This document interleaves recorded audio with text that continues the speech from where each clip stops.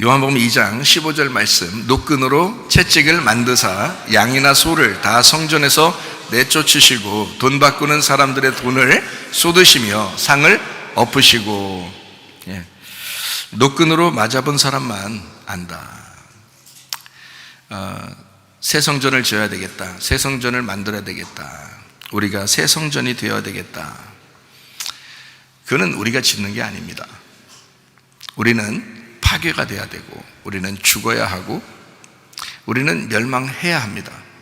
그래야 새 성전이 지어지는데, 그 새 성전은 우리가 짓는 게 아니라 주님께서 지어주셔야 합니다.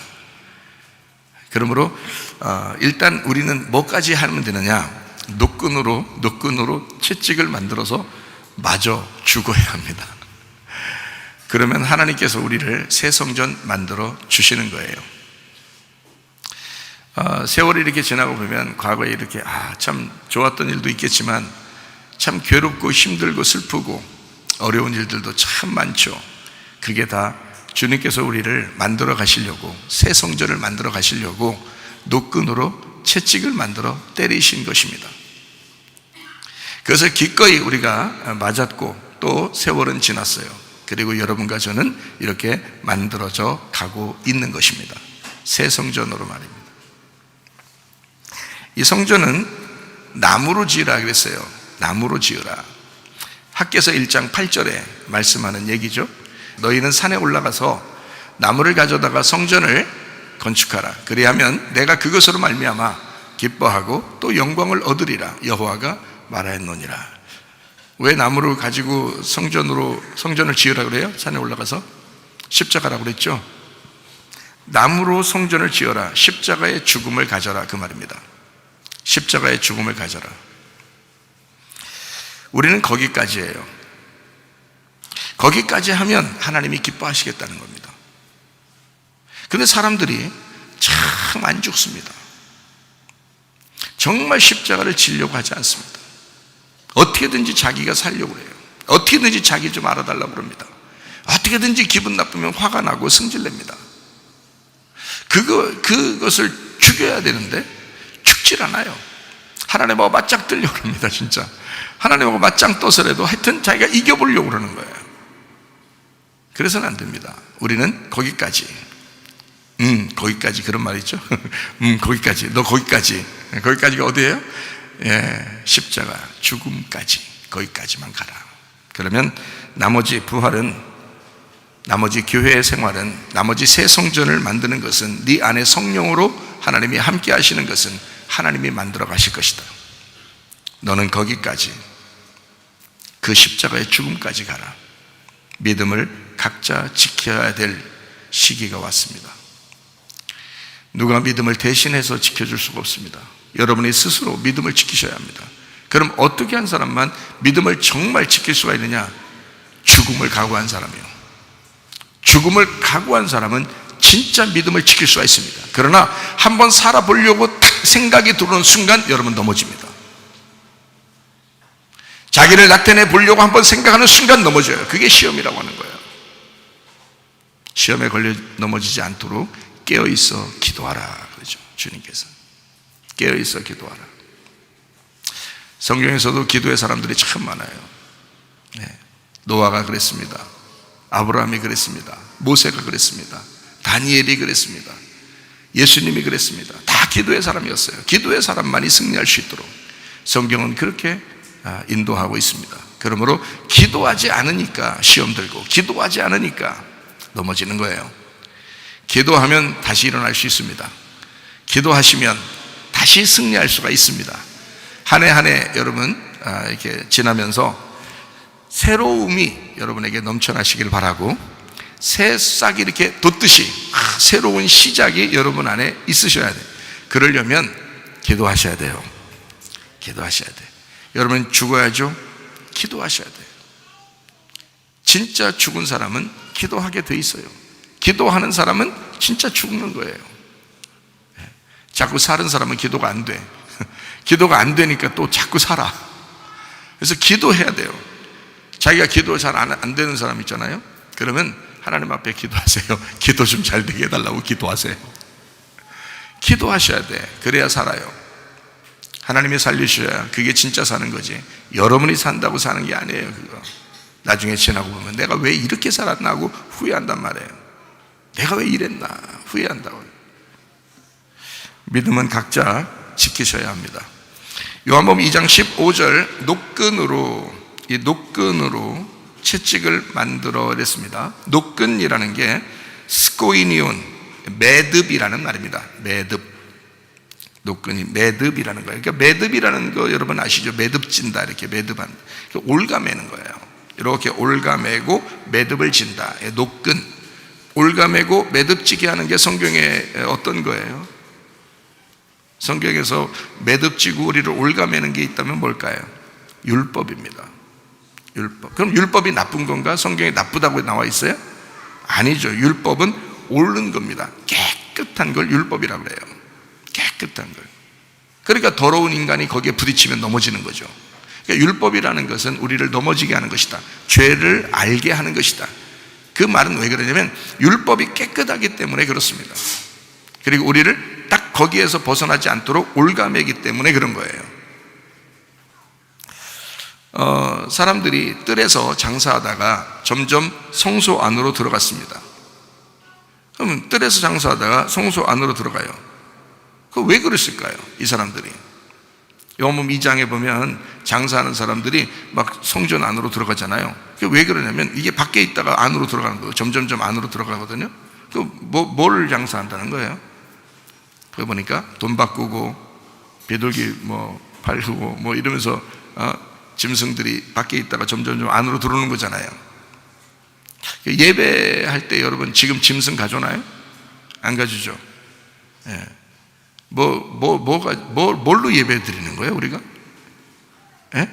말씀으로 예배 드리는 거예요. 그러니까 이게 뭐냐면, 이게 뜰에서 장사하다가 성소로 들어가 말씀을 장사하고 있는 거예요. 이게 이 장사라는 게요, 이 세상적인 장사가 있고 하나님 안에서의 장사가 있어요. 우리는 달란트 가지고 장사해야 되겠죠. 그런데 이게 속셈을 가지고 장사라는 거예요. 유대인들이 이제 멀리서 이렇게 제사 지내려고 동물을 이제 끌고 오다 보면 막 병도 나고 죽기도 하고 그러잖아요. 그럼 이제 제사를 1년에 한 번 와가지고 제사 드리고서 자기 죄를 다 용서받고 가야 되는데 이게 없잖아요. 그러니까 거기에 깨끗한 물건들을 거기다 이제 동물들도 깨끗하게 준비해 놓고 이제 하는 거예요. 제사 잘 드릴 수 있도록 하기 위해서. 그걸 누가 했냐면 바리새인들이나 유대인들이나 율법사들이나 서기관들이, 그 사람들이 한 거예요. 장사를 그 사람들이 한 거예요. 예수님은 그걸 책망한 겁니다.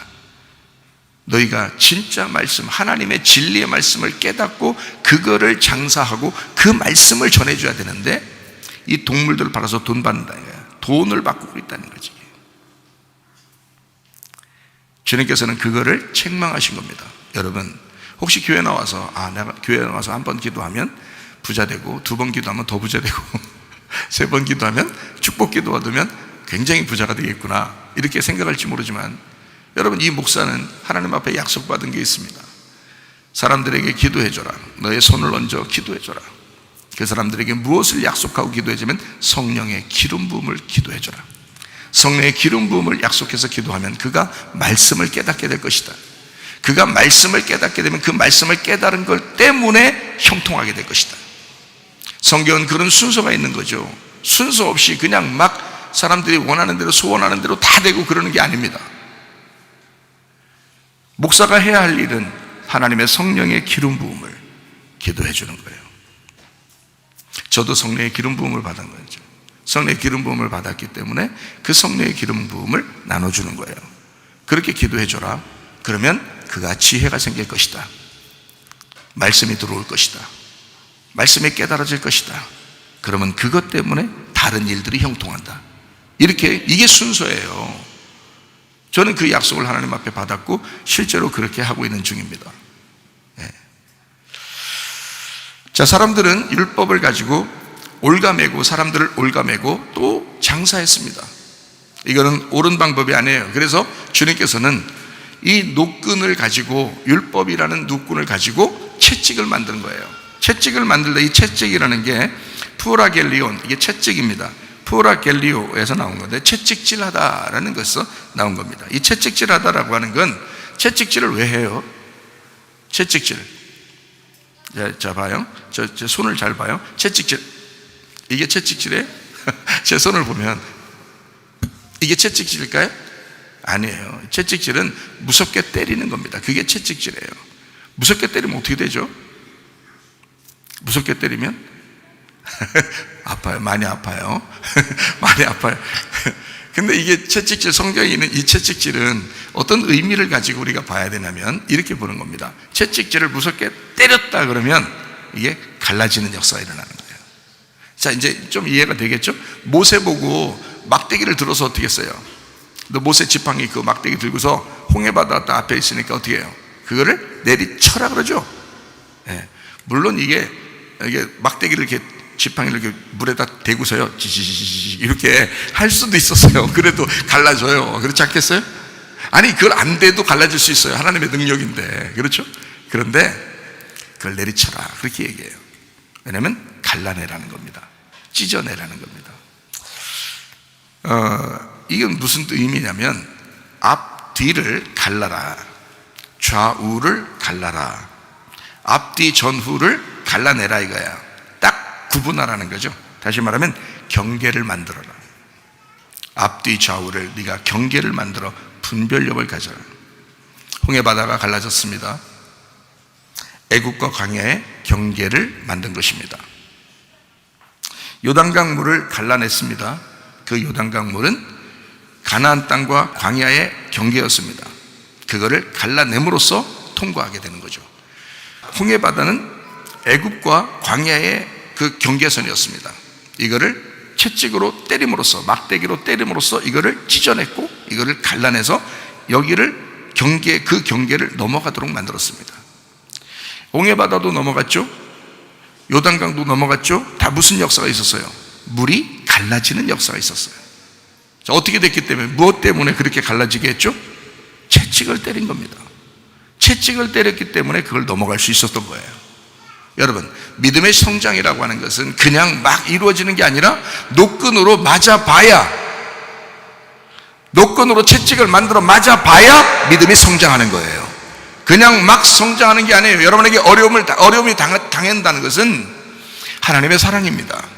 하나님께서 여러분을 갈라냄으로써 그걸 통과하도록, 믿음의 성장을 가져오도록, 말씀을 깨닫도록, 주님의 사랑을 이해하도록 만들려고 하는 하나님의 계획이었다. 그거를 여러분이 기억하셔야 합니다. 요한복음 1장 48절 한번 보겠습니다. 나다나엘이 이르되 어떻게 나를 아시나이까? 예수께서 대답하여 이르시되 빌립이 너를 부르기 전에 네가 무화과나무 아래에 있을 때에 보았노라 그랬습니다. 나다나엘이라는 사람은 히브리 말로 이름이 네타넬이라는 단어입니다. 네타넬, 이게 무슨 말이냐면 하나님에 의해서 주어진 이라는 이름이에요. 하나님에 의해서 주어진. 아주 이름이 좋죠. 아주 이름이 좋습니다. 나탄하고 엘의 합성어인데, 나탄이라는 말이 주다, 첨가하다, 뼈대를 만들다, 허락하다라는 말이고, 엘이라는 말이 하나님이라는 말입니다. 그러니까 하나님께서 뼈대를 만들어 주시는 자, 하나님께서 첨가해, 하나님이 허락하신 자, 하나님께 의해서 주어진 자, 나다나엘이라는 사람입니다. 참 좋은 이름을 가졌죠. 이 사람이 어디에 있었다고요? 무화과나무 아래에 있었답니다. 무화과나무라고 하는 것은 성경에서 무화과나무 잎으로 아담과 하와가 무화과나무 잎으로 이렇게 이제 치마를 해 입었죠. 그러면 무화과나무 잎으로 치마를, 과연 무화과나무 잎으로만 치마를 해 입었을까? 성경에 거기에는 창세기에서는요, 선악과와 생명나무가 있었습니다. 선악과를 먹으니까 무화과나무가 어디서 나타난지 갑자기 등장을 했어요. 나타나서 다른 나무도 그럼 있었겠죠, 그죠? 근데 무화과나무 잎으로 굳이 그걸로 치마를 만들어 입었어요. 뭔가 의미가 있겠죠, 그죠? 그 무화과나무는 뭐를 의미하려고 성경에서 나온 거냐면 사람을 얘기하려고 한 겁니다. 사람, 이 땅의 사람을 얘기하려고. 그래서 무화과나무 열매가 있어요. 그 무화과나무 열매를 여러분이 아시죠? 이게 무화과나무 아래에 있었다 했을 때, 이 나다나엘이 무화과나무 아래에 있었다, 그 말은 사람 아래에 있었다 그 말이에요. 사람과 같이 있었다, 사람의 의견을 존중했다. 지금으로 말하면 신학에 능통한 사람이다. 하나님이 만드신 게 아니라, 하나님이 직접 성경으로 주신 게 아니라 많이 배운 사람이란 얘기예요. 무화과나무 아래에서, 다시 말하면 율법을 공부를 많이 한 사람이다. 광야에서 공부를 많이 한 사람이다. 이게 무화과나무 아래에 있는 사람이다. 이런 사람을 하나님이 보고 있었습니다. 그가 그렇게 공부하면서, 그가 그렇게 많이 알면서 자기 스스로는 얼마나 힘들었겠나. 저도 공부를 열심히 많이 해봤거든요. 그런데 이상하게 허무하더라고요. 이상하게 뭔가 이건 아닌, 완전히 딱 성경이 딱 연결되는 이게 잘 안 오니까 힘들더라고요. 근데 이 나다나엘도 아마 그랬는가 봐요. 무화과나무 아래에서 굉장히 고민에 빠져 있었던 그런 모습이었는가 봐요. 아마 주님께서 너 무화과나무 아래에 있었지 라는 것을 얘기하는 것으로 볼 때, 무화과나무는 율법을 상징하고 그리고 사람을 의미합니다. 그래서 그 무화과나무는 사실 씨 없는, 열매로서 없는 그런 나무예요. 그게 무화과나무가. 그러니까 사람의 모습인 거예요. 진짜 열매가 아닌 거예요. 진짜 열매는 예수님이죠. 예수님은 씨가 있어요. 씨가 있고 그 씨가 열매를 맺어요. 그래서 나무에 씨에 열매가 있는 거, 그래서 성경에서는 나무에 씨에 열매가 있는 걸 먹으라 그러죠. 그게 감람나무입니다. 감람나무, 그리고 포도나무입니다. 성경의 대표적인 나무, 예수님께서 같이 있고 좋아하고 이렇게 하는 그런 나무를 상징하는 것이 있는데, 그게 바로 감람나무하고 포도나무예요. 그 특징을 보면 그들은 씨가 있고요, 열매가 분명합니다. 그래서 그걸 통해서 기름도 짜고 그걸 통해서 포도주도 만들고 이러는 거죠. 그게 하늘의 잔치고 하나님의 성령을 의미하는 거예요. 그래서 감람은 하나님의 성령을 의미하고, 포도주는 하늘의 잔치를 의미하고 예수의 피를 의미합니다. 그런데 무화과는 이게요, 열매도 아닌 것이 열매같이 나와 있는 거예요.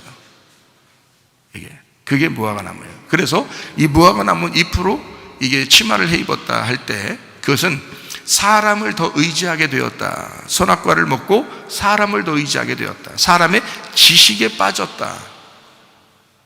그 유전과 전통에 빠졌다. 그 율법에 매여 있다. 이런 거죠. 그런 사람을, 이 나다나엘 같은 이런 사람을 하나님이 보고 있었다는 거예요. 하나님의 눈에 들어왔다는 거야. 하나님의 눈에 들어오면 여러분이 어떠한 상황, 어디에 있든지, 언제 어디에서 무엇을 하든지 하나님의 눈에만 들어오면 구원받습니다. 그러니까 한 해 한 해 살면서, 한 해가, 새롭게 시작하는 한 해가 하나님의 눈에 들어온 한 해가 되어야 하셔요. 예배하고 하루를 시작하고 예배하고 한 해를 시작하는 하나님의 사람들에게 하나님께서는 하나님의 눈을 고정할 것입니다. 고정하시옵소서. 눈이 고정되는 거예요. 하나님께 은혜 받은 사람 나다나엘, 그러니까 하나님에 의해서 주어진 사람 나다나엘, 하나님이 허락한 사람, 하나님이 뼈대를 만들어내는 사람, 그게 나타나엘입니다. 하나님께 은혜 받은 사람. 하나님께 은혜 받은 사람, 창세기 6장에 한 명 또 나오죠. 누구예요? 노아입니다. 노아가 하나님의 은혜를 받은 사람이었어요. 자, 이 사람이 하나님의 눈에 딱 들어왔어요. 노아가요. 하나님께 은혜를 받았더라 그랬거든요. 그 말은 다른 말로 말하면 하나님의 눈에 들어왔더라 그 말이에요. 여러분도 하나님의 눈에만 딱 들어오면 은혜 받습니다. 그래요. 그래서 거기서 이제 방주에 들어가게 하죠. 방주에 들어가라 라고 했어요. 그럼 들어가야 돼요. 나와라 그러면 나와야 되고 방주에 들어가라 그 말은 다른 말로 말하면 뭐예요? 죽어라 그 말이고요, 무덤에 가 있어라 그 말이고, 그 다음에 나와라 그런 말은 뭐예요? 성탄해라 그 말이에요. 부활해라, 성탄해라 그 말이에요. 새로 신년을 시작해라 그 말이에요. 여러분에게 성탄이 있어야 되는 거고요, 여러분에게 부활이 있어야 되는 거고, 여러분 안에 신년이 있어야 되는 것입니다. 새로움이 여러분 속에서, 그러니까 죽음이 있어야, 노아 방주에 들어가는 것이 있어야 나오는 것이 있는 거예요. 무덤에 들어가는 게 있어야 부활하는 게 있는 거예요. 작년이 있으니까 올해가 있는 거예요. 여러분 이해가 돼요? 지나간 게 있으니까 새로운 게 오는 거란 말이에요. 이걸 성탄이라 그렇게 말하는 것입니다. 신년이다 그렇게 말하는 거예요. 방주에서 나올 때 노아는 성탄을 경험했습니다. 하나님께 새로운 인류의 시작을 깨달았죠. 무화과 나무 아래에서 있었던 나다나엘이 예수님께서 너 무화과 나무 아래에 있었지 하니까 이제 어떻게 하겠다는 거예요? 계속 거기 있어 그 말이에요? 아니면 거기서 나와야 된다 그 말이에요? 거기서 나와야 된다. 너 무화과 나무 아래에서 성탄해야 된다. 무화과 나무 아래에서 신년을 맞이해야 된다. 벗어나야 된다. 아직도 무화과 나무 아래에서 있는가? 아직도 사람을 의지하는가? 아직도 사람 밑에서 벌벌 기고 있는가? 이제 거기서 신년을 해야 된다. 거기서 성탄을 해야 된다. 거기서 부활해서 나와야 된다. 새로운 시작이 여러분에게 있기를 바랍니다. 요한복음 1장 39절 말씀, 예수께서 이르시되 와서 보라. 그러므로 그들이 가서 계신 데를 보고 그날 함께 거하니 때가 10시쯤 되었더라. 왜 이렇게 10시에 또 10시에 주님이 만나네요.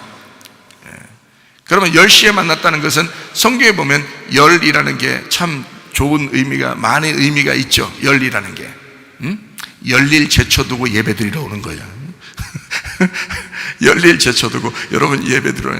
열이라는 게 참 좋은 의미가 있는데 계명이 몇 개죠? 10개예요. 손가락이 몇 개죠? 10개. 발가락은 몇 개씩 있습니까? 10개예요. 그게 정상입니다. 우리 박 집사가 아기 낳았더니 아기가 손가락 10개인지 얼른 봤대. 발가락 10개인지 얼른 봤대. 부모 마음이죠, 그죠? 10개씩 나와야 되는데 이게 11개 나왔구나. 9개 나오면 큰일 난다. 나오자마자 아기 손가락을 확인했대요. 발가락을 확인했답니다. 이 속 내장은 확인 못하니까. 그러니까 이 손가락을 딱 발가락 확인했다 그럽니다. 10개씩. 이유가 있겠죠. 열일 제초도로 예배드리라고. 열이라는 게 10시쯤 되었더라. 그러면 이 열이라고 하는 것은 이쪽과 이쪽의 경계선입니다. 그러니까 10시 전과 10시 후는 완전 다른 거예요. 예수님을 만나는 그 시간은 10시예요. 10시 예수님을 만나고 난 다음의 인생은 완전히 달라지는 거예요. 그 전의 인생과 그 후의 인생을 갈라내는 노끈으로 채찍을 만들어 때리는 시간이 10시인 거예요. 그게 십계명인 거고 우리의 손가락과 발가락을 통해서 말씀을 배우라는 뜻이에요. 10시. 예수님을 만나기 전과 예수님 만난 후의 삶이 전혀 다르다. 10시 이전에는 우리에게 마치 껍데기와 같은 거예요. 그러나 10시 이후에는 진짜 속의 알맹이를 발견하는 것입니다. 10시 전에는 복음을 들을 줄 알지만 듣기만 하고 귀로만 들은 상태를 10시 전이라고 말한다면 10시 이후에는 복음을 듣고 전할 수 있는 사람, 귀로만 듣는 것이 아니라 눈으로 보고 정확하게 알 수 있는 시기, 그때가 10시 이후입니다. 그러므로 내용을 알 때가 10시 이후예요. 그러니까 10시는 주님을 만나는 시간이죠. 여러분에게 주님을 만나는 그 시간이 있어야 합니다. 그게 어디예요? 무화과 나무 아래에 있는 상태. 거기에서 주님을 만나는 10시가 오게 되면 완전히 바뀌는 거죠. 그러면 거기에서 진짜 유대인으로서, 진짜 그리스도인으로서 살아가게 된다는 겁니다. 성경에 보면 요한계시록에 2장 9절에 보면 이런 말이 있습니다. 내가 네 환난과 궁핍을 알거니와 실상은 네가 부유한 자니라. 자칭 유대인이라 하는 자들의 비방도 알거니와 실상은 유대인이 아니요 사탄의 회당이라. 이게 뭐예요?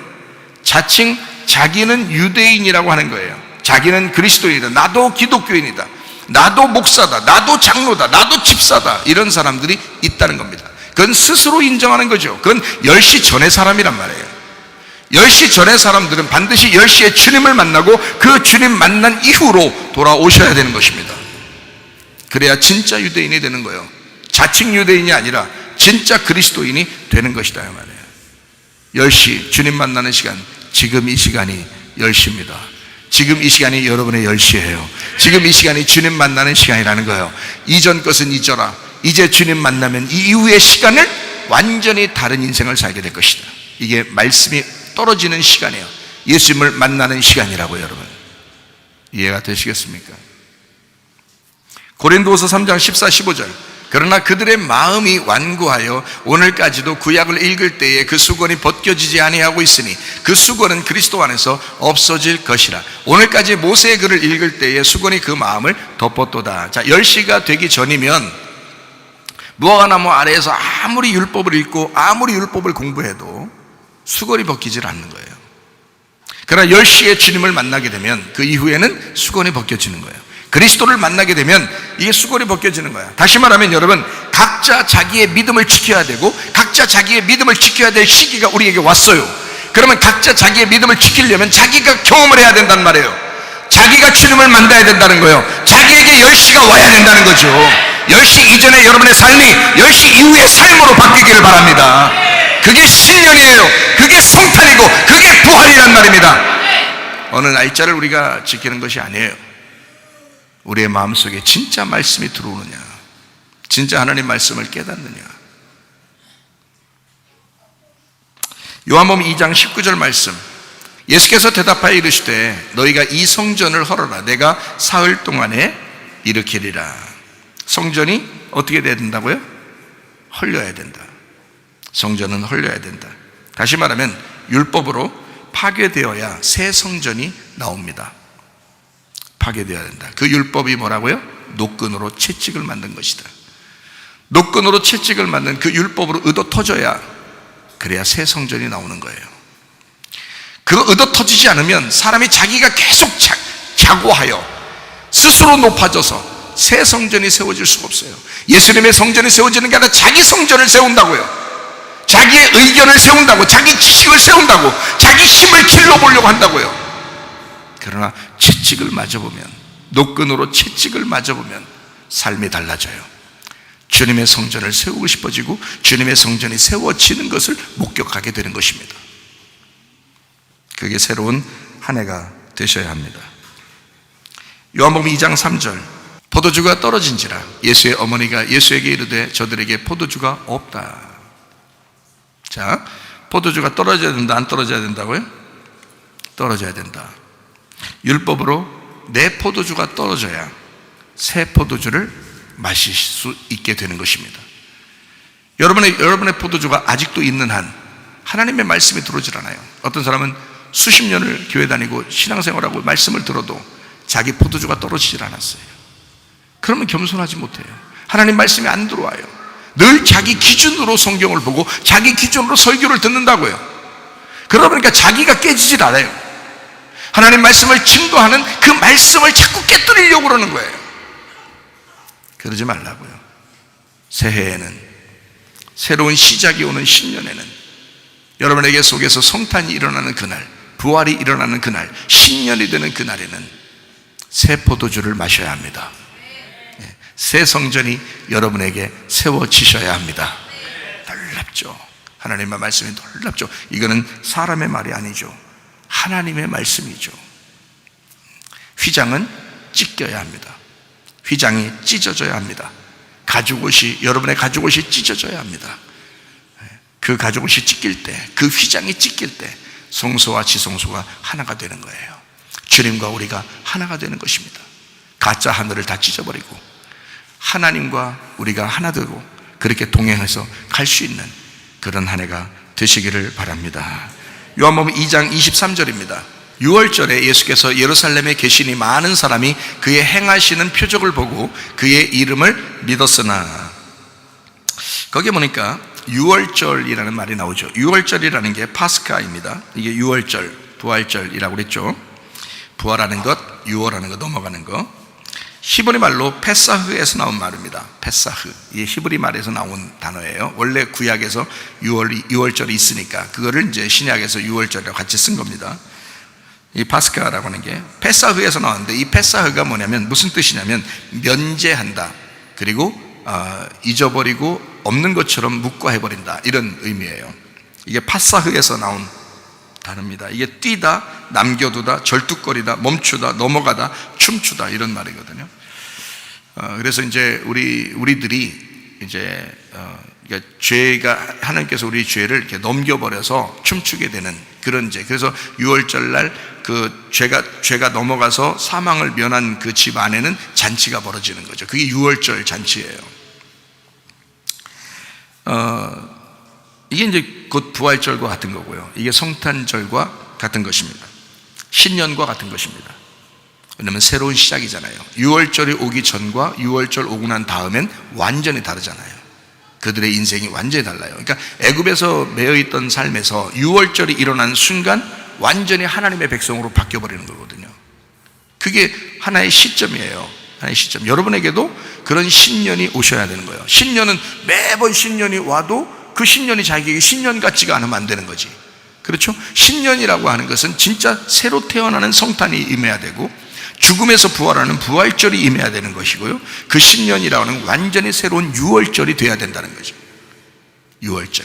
여러분 안에 6월절, 그 6월절은 그냥 생겨난 것이 아니라 어린 양 예수가 죽으셔서 생겨난 것입니다. 새로운 시작이라는 것은 여러 번 보고 죽으라는 게 아니에요. 예수 그리스도가 대신 죽었으니 그 예수를 믿음으로 네가 죽어라. 그래서 너를 없애버리고 그 예수를 따라가라. 그 예수를 붙들고 가라. 그렇게 이야기하는 것입니다. 사망에서 생명으로 옮겼다라고 하는 그 말씀이 6월절입니다. 거듭났다, 새로 태어났다, 이 말입니다. 6월절 날 예루살렘에 계시니라고 되어 있습니다. 예루살렘에 계시니. 예루살렘이라는 게 예루샬라임이란다는데, 이게 쌍수예요. 쌍수. 쌍수했냐? 이런 단어의 쌍수가 아니에요. 이런 쌍수는 아주 거룩한 쌍수인데요, 이게 쌍수, 이게 두 개의 봉우리 때문에 생긴 단어입니다. 두 개의 봉우리. 그러니까 예루살렘이 산 두 봉우리로 이렇게 생겨서 두 개의 봉우리로 생긴 예루샬라임이라는, 이게요 평화의 땅입니다. 평화의 땅에는 뭐가 있냐면 법궤가 있는 곳입니다. 성전이 있고 법궤가 있는 곳이에요. 예수님께서 예루살렘에 계시니, 자, 예수님 자체가 법궤예요. 예수님 자체가 말씀입니다. 예수님이 하나님이셔요. 예루살렘에 지금 하나님이 계신다. 예루살렘에 법궤가 있다. 법궤가 있는 곳, 예수님이 있는 곳, 그곳에서 하나님이 함께 하시는 곳, 이곳에 어떤 날이라고요? 6월절이 되었다. 자, 말씀이 있고 법궤가 있는 이곳에 여러분과 제가 6월절이 임하셔야 되는 거죠. 6월절 예루살렘에 예수님이 계신 여러분 마음이 되셔야 된다, 그 말입니다. 자, 표적이 거기에 있었다 그랬어요. 많은 사람이 그의 행하시는 표적을 보고 그의 이름을 믿었다 그랬어요. 이 표적이라는 게 세메이온인데, 표적이라는 말은 손가락에서 표시하는 걸 표적이라고 그래요. 그러니까 이 손가락은 아닌데, 손가락이 저기 가리키는 거잖아요. 그러니까 손가락이 저기 가리키면 그 가리키는 지시하는 그 표적, 이걸 표적이라고 그래요. 그러면 그 지시하는 어떤 뭐가 있을 거 아니에요. 그러니까 지시하는 거죠, 그죠? 아무것도 없는데 허공에다 이렇게 이러면 이제 이상한 사람이 되는 거죠. 그럼 뭐 이렇게 되는 거지. 그게 안 되는, 그렇게 하면 안 되는 거고, 어떤 뭐가 있으니까 거기를 지시하는 거예요. 이걸 표적이라고 그래요. 여러분에게도 표적이 있어야 돼요.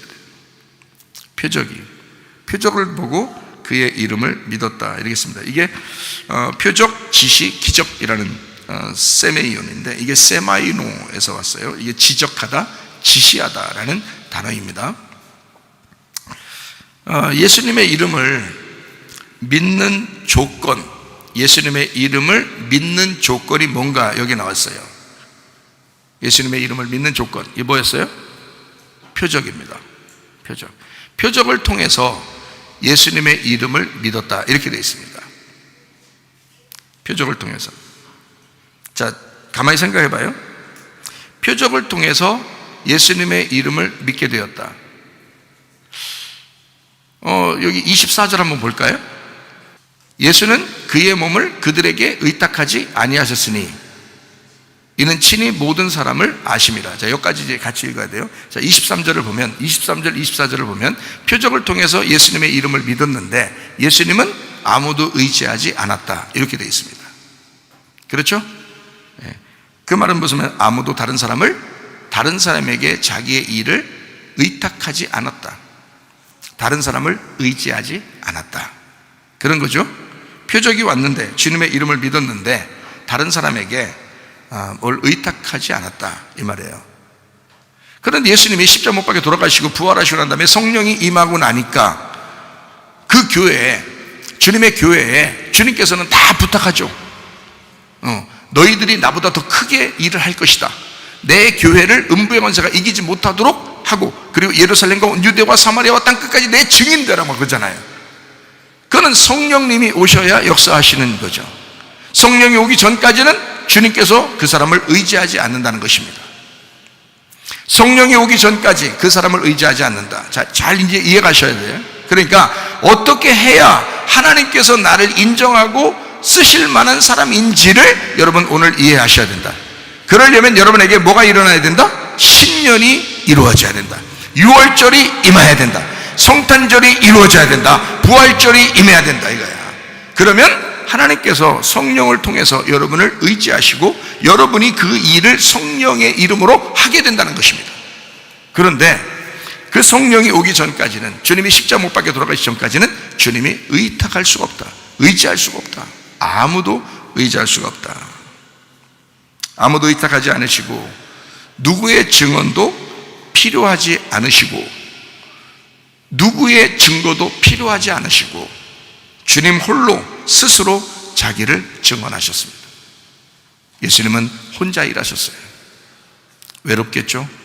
자, 부활하시고 난 다음에 누가 그 증언을 하실 것입니까?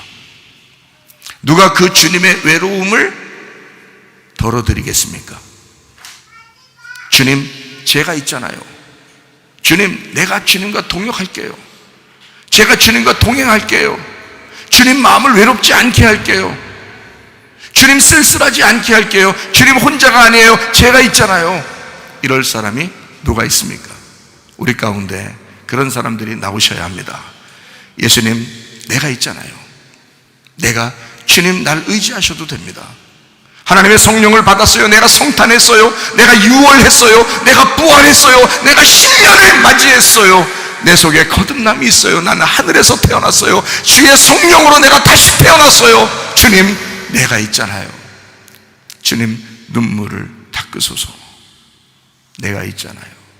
눈물을 닦아드릴 수 있는 자기의 간증이 있는 사람, 새날들에는 반드시 여러분에게 간증이 있으셔야 합니다.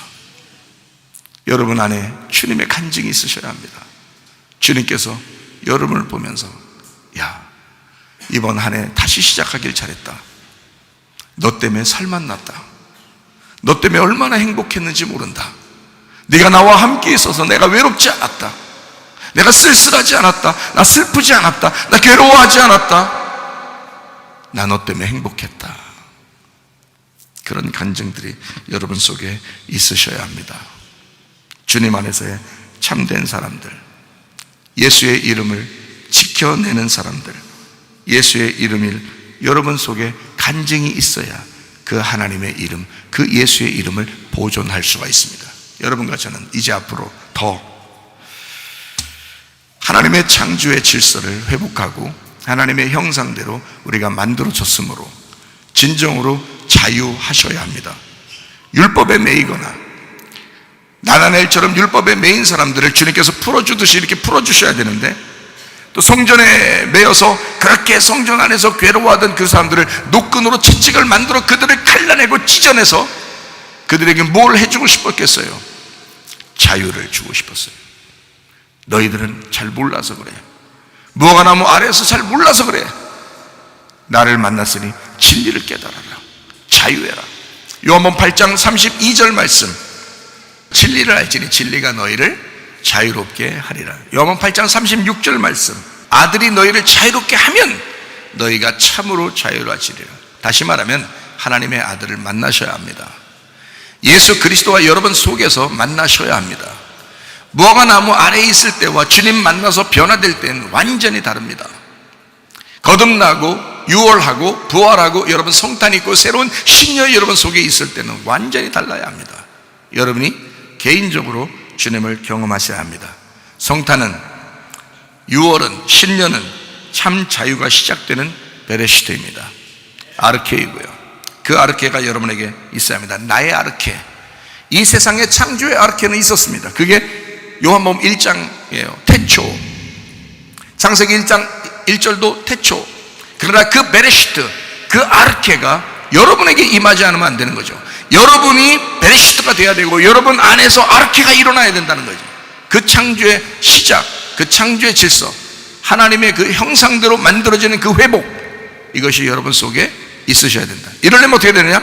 하나님의 이름을 보존해야 된다. 하나님의 이름을 지켜내야 된다. 하나님이 나를 만드실 때, 하나님의 형상대로 만드실 때 그 하나님의 이름을 지켜내야 된다. 그래서 전쟁하는 거예요. 그래서 빛의 갑옷을 입어야 하고 전신갑주를 입어야 하고 그 전쟁에 돌입해서 하나님의 이름을 내가 수호하기 위하여 이번 한 해도 사셔야 합니다. 하나님의 이름을 여러분 속에서 지켜내기 위하여 한 해를 사셔야 합니다. 하나님의 창조의 질서가 여러분 속에서 회복되게 하기 위해서, 하나님의 형상이 여러분 속에서 회복되게 하기 위해서 여러분 우리는 전쟁에 돌입했습니다. 반드시 주님께서 반격을 시작할 것이고 우리는 승리하게 될 것입니다. 하나님의 DNA가 여러분 속에서 움직여 면역력을 키우고 하나님의 이름이 여러분 속에 충만하여 승리하는 한 해가 되시기를 예수의 이름으로 축원합니다.